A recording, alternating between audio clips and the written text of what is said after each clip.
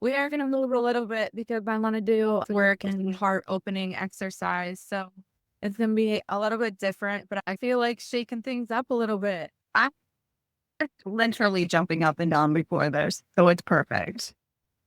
Okay, so the exercise is going to be following the breath with the movement of our body. So let's start here. And we're going to take an inhale in as we cactus the arms open and lift the chest forward. So we're opening our heart.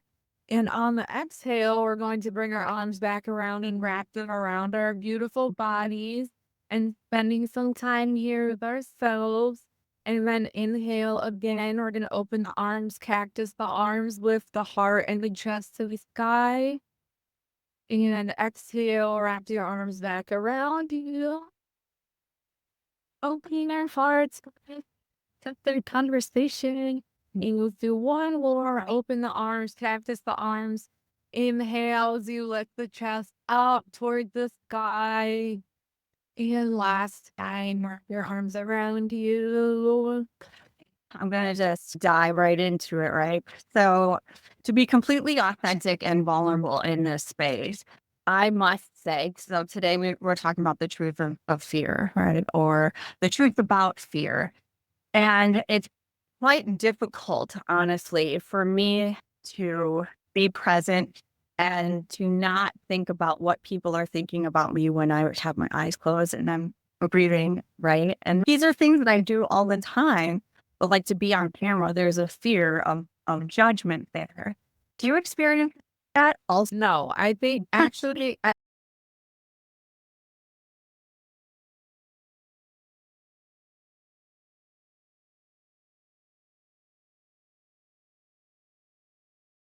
our mind and our presence in that moment, it's best to address and remember that we are here and we are safe and we are, even if people are judging, what's going to happen? And that's when yeah, definitely the conversation and the inner critic is recognize, is talk to, and see that I see what's happening and how to talk to it. Like you said, I'm safe and I'm having fun and I'm able to be here, which is also super fun too. Diving into the truth about fear. And I think that it's important for me to bring in the the previous episodes. The past two ones, we talked about how alcohol is the group hindered our ability, at least for me, to be able to show up in a way that is authentic. For me, alcohol was hiding fear, right? It was a cover. It helped me to feel like I was a part of. It helped me to feel like I could be more of myself. The fear of actually being myself was greater, and alcohol soothed that, a perceived soothing.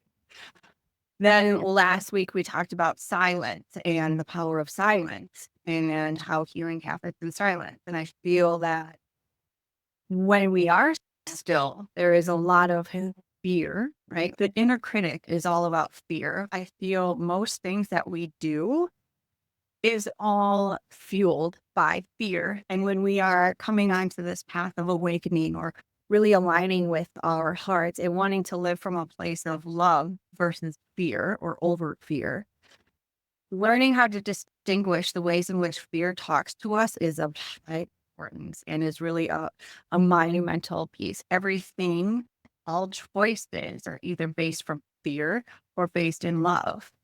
And we're the fear is covering up that love is always there. I think us talking of fear is, especially with everything that's going on in the world, is so important. And you hear the truth about fear, or I know our conversation has been all over the place leading up to this conversation.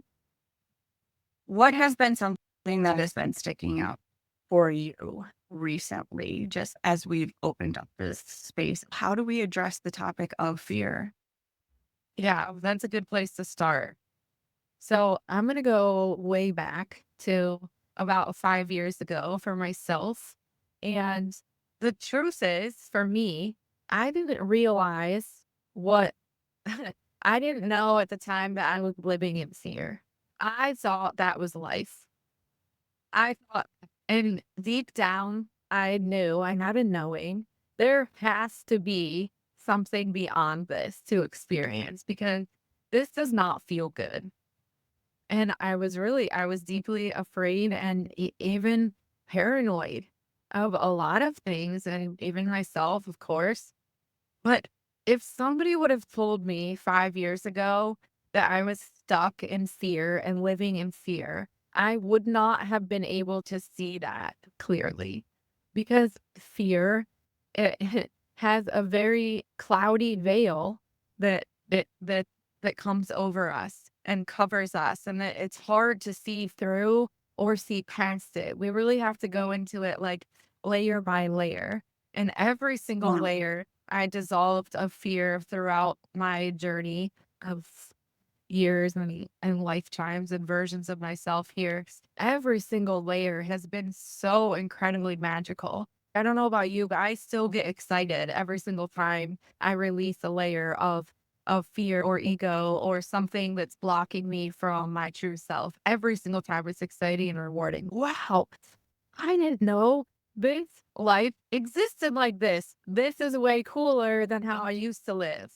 But I think that it's really hard to see clearly through it when you're in the thick of it. I think that having the right support along this journey is so incredibly important because there are certain things that we can't see when we're in the middle of it. How did you start with it?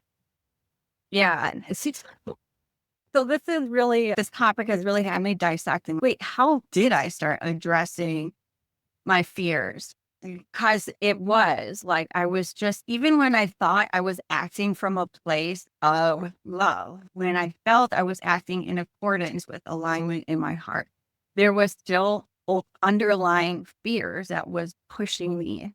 But like how I really entered into the area of being open to experience my fears and being open to challenging my thoughts was because that's absolutely necessary.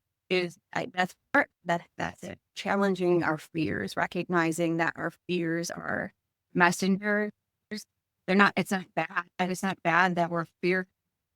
Fear is not bad. It is not an enemy. It is a messenger. So I feel that once I was like, oh, this makes sense. I became a lot more open to receiving the messages that fear was holding for me. But really, there was a breaking point. I've had many breaking points for me, but specifically when I started to question, okay, is this thought true for me?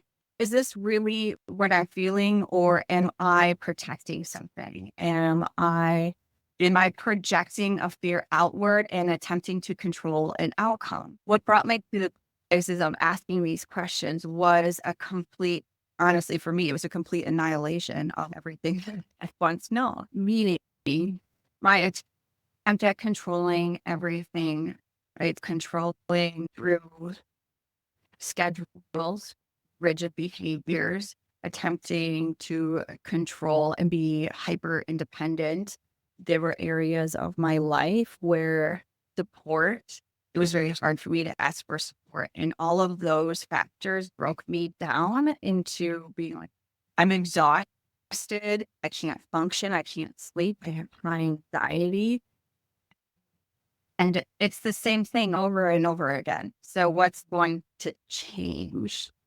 Because that was the common denominator. And so then the first thing was like awareness and actually like having a complete breakdown of recognizing like, I'm not surrendered. I'm not surrendered at all. I continue to control things. And I don't know if it was like this for you, but even among, okay, so now I've admitted, right, that I've been attempting to control everything through consuming so much knowledge. If I know enough, I'll be able to prepare myself enough. If I am able to send messages and I'm able to warn people about these things or warn people how they're hurting others, I'll be able to also rein in fear other people can hurt. There was so many times where I like let go, but then I brought it back. And I let go and then I brought it back. It was like a tempering. Have you experienced that? Or to what degree have you experienced that? And how do you work with that when you recognize that the choices you are making are operating from fear? So I totally agree. And I tell people all the time that we heal in waves and life comes in ebbs and flows and ups and downs. I think the hard part for me personally was recognizing how I was operating and functioning when I was living through fear and feeling like I digressed every time a fear would surface. And like people go through this, my clients go through it. I feel like I'm going backwards. They say, right? We all go through that. But we're never really going backwards. We're always on the journey of moving forward.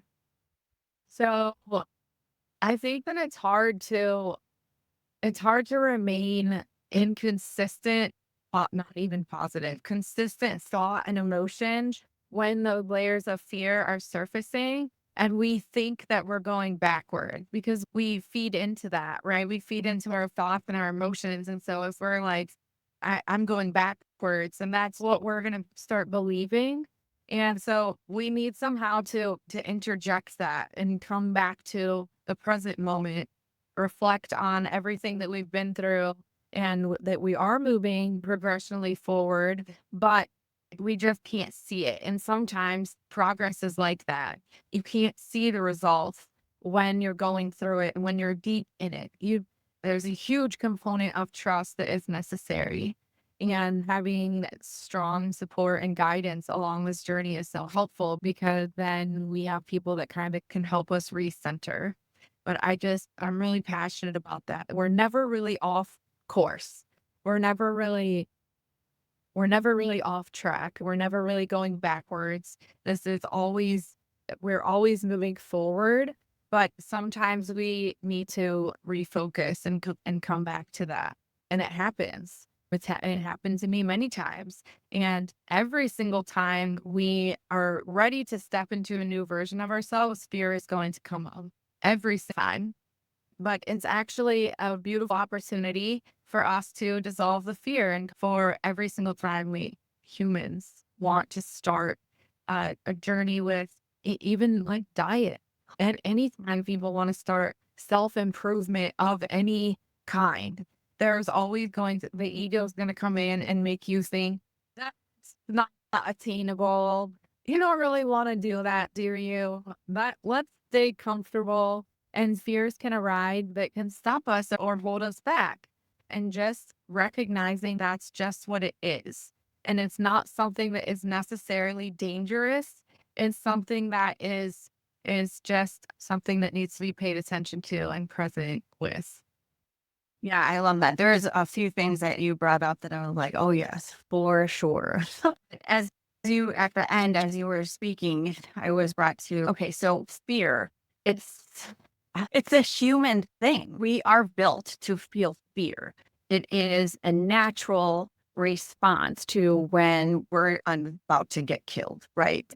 It goes all the way back from way back in the day when it triggers our fight or flight. Literally, fear is there. We're running because of our fear of death. And that was also a profound thing for me because once I began to make friends with like death, once I began to, and this is something so taboo, right? Nobody wants to talk about death and like the real humanity and the real, we will all die. And that's part of life. And so, how many projections and fears and ultimatums and everything like it did I put out there because of that ultimate fear? Either for me, what I recognize is that my choices that were based fear was one of two things: fear of facing the idea of that, right? Or the fear of being alone or dying alone.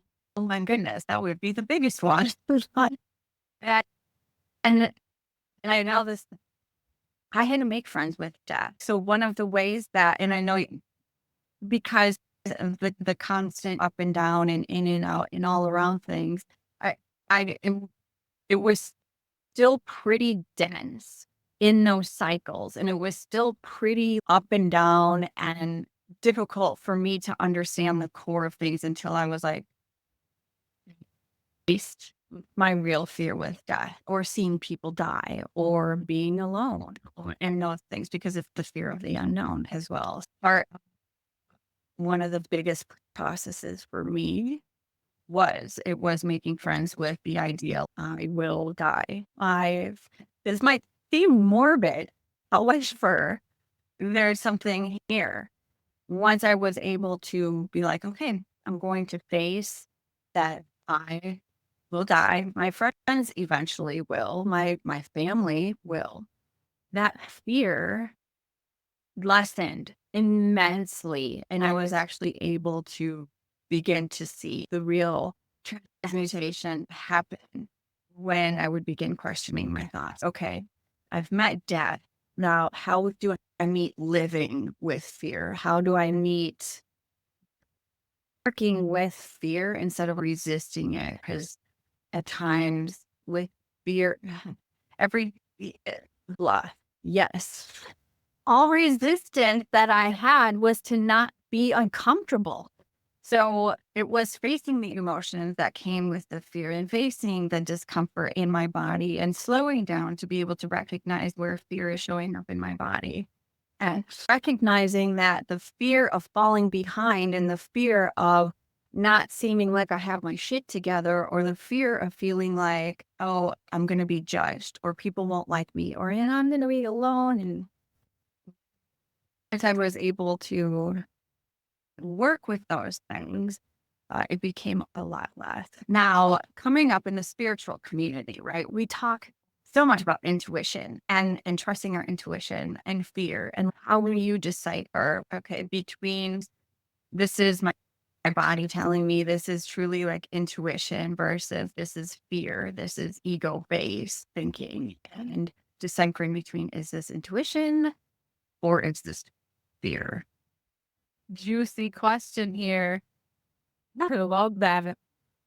So, yeah, this is a phenomenal thing to talk about because we think a lot of times that fear-based thoughts are intuition. I see it all the time, Yes. but intuition doesn't bring fear. Intuition brings clarity Mm. and peace and calm.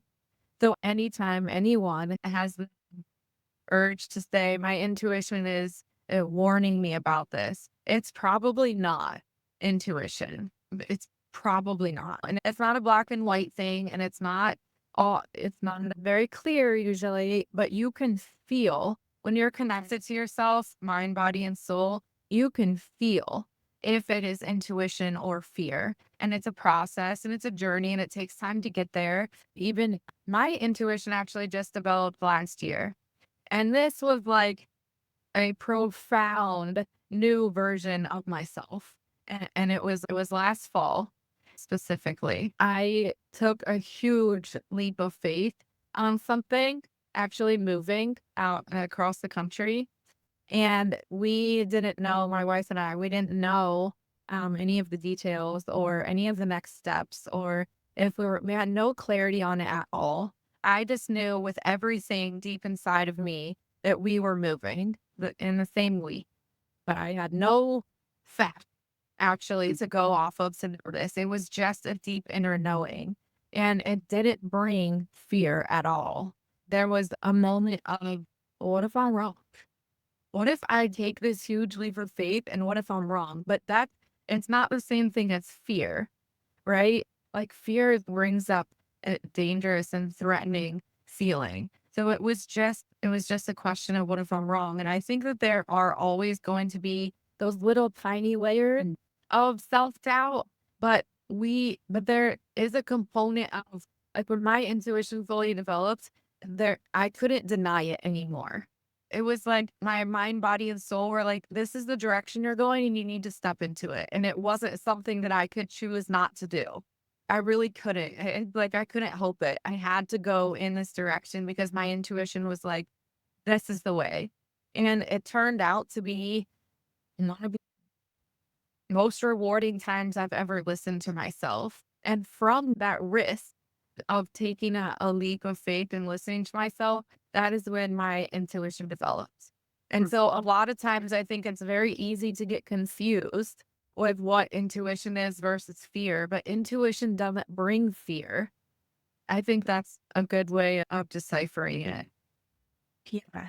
No, here, yes, I would agree. Definitely, that's a great way to decipher it.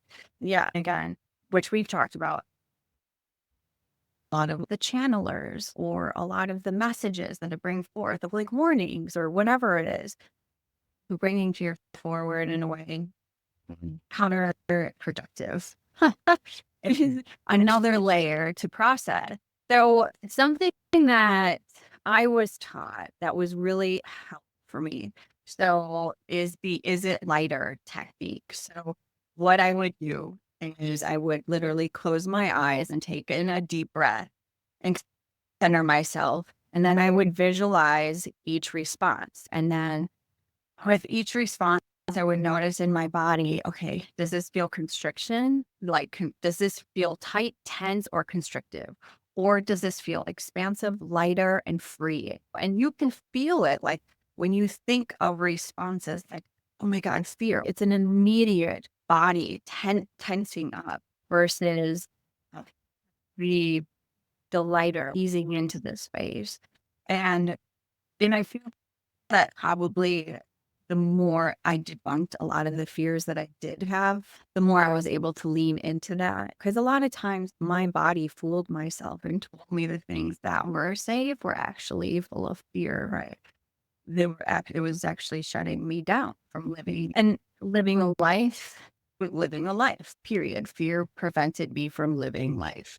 Yeah. I do find that interesting because it is how many times I justified actions because I was like, no, for real, this is really a very scary thing. And this is gonna bug us.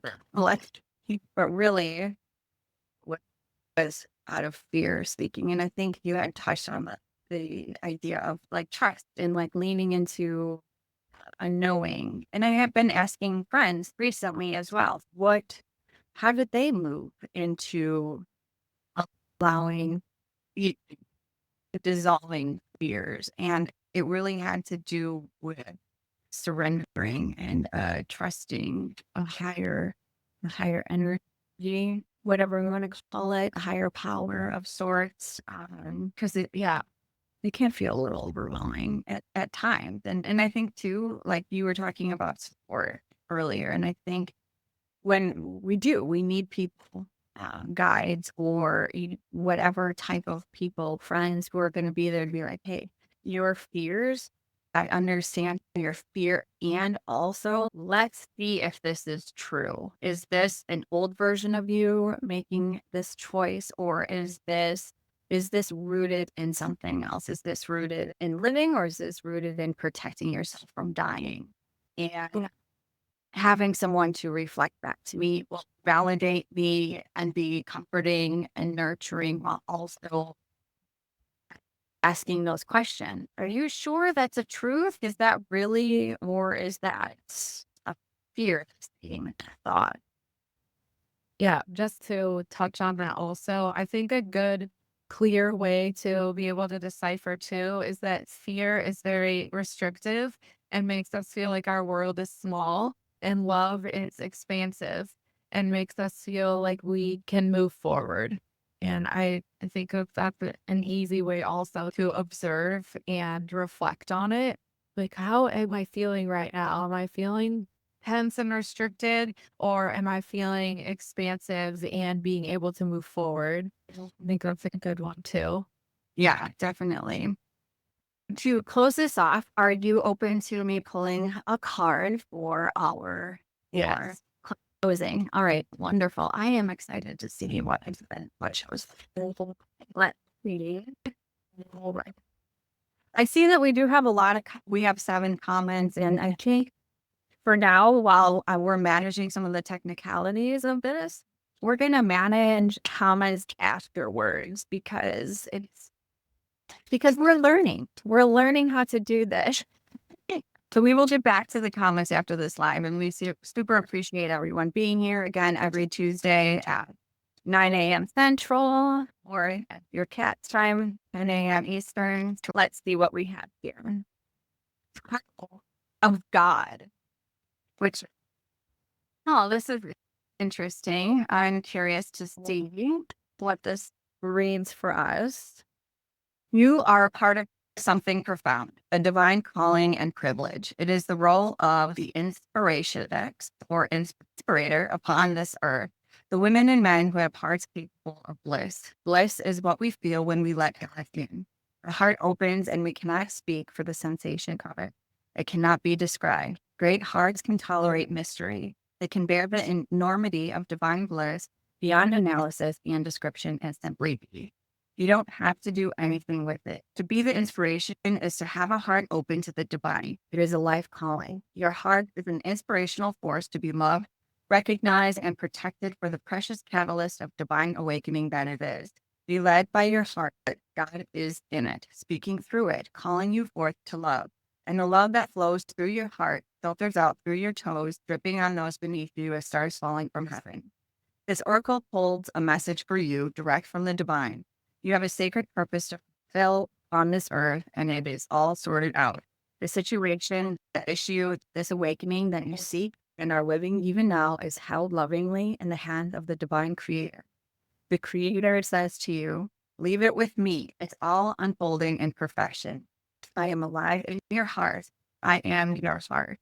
When souls are touched with love sublime and hearts unleash the wonder found, a promise made somewhere in time of words that speak without a sound. In gratitude, we transcend space and bless the gifts we can now keep of thoughts caress and embrace, and eyes allowed in joy to weep. The moment song that we compose will leave this life with no regret and carry forth what we impose to chart again a course once set.